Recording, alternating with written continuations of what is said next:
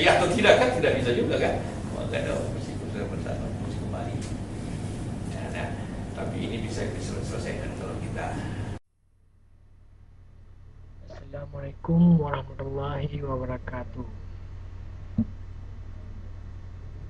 Kilo putro jadi tiga mangai yang dengannya jadi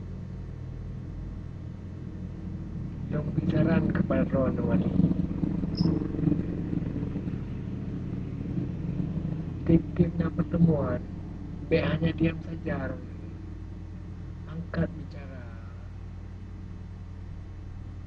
beri usulan, beri program. Jangan hanya diam saja. Usah itu apa? Anu mendang dulu angkat bicara. Beri solusi, beri ide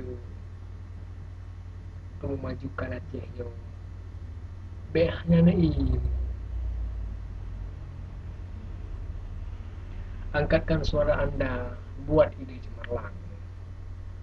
Walilu Malik Mahmud Al-Hitan lebih syarat, lebih ide cemerlang. Zaman je dah berapa sambung apa wali je kena ke perah ni wali baik sangat-sangat tak merunding dengan pusat demah jing nampai tak merunding tapi kerana perintah perah apa beri usulan majukan Aceh.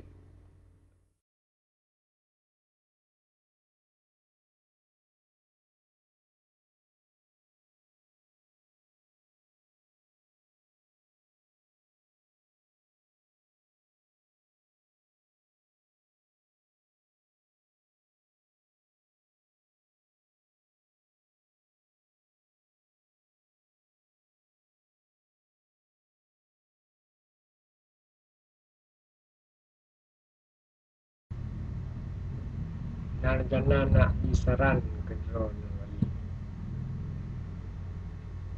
wali Mahmud Al-Haidar di setiap pertemuan dengan pusat, di setiap rapat baik sagai-sagai naib beri semangat kepada rakyat Aceh khususnya yang ide dulu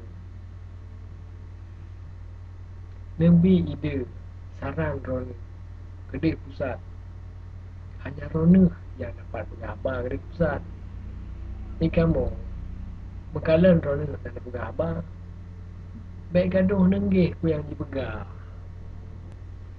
tapi saran solusi benda pegah baik ni menteng ide Ronnya tetap kamu dukung, tetap kamu dukung, kamu ada mudah dikit. Nah, hanya nyo dari lu, anda mudah Aceh Timur, jika dia cerape itu hujan bulut, cerape bulut, yang ke lu.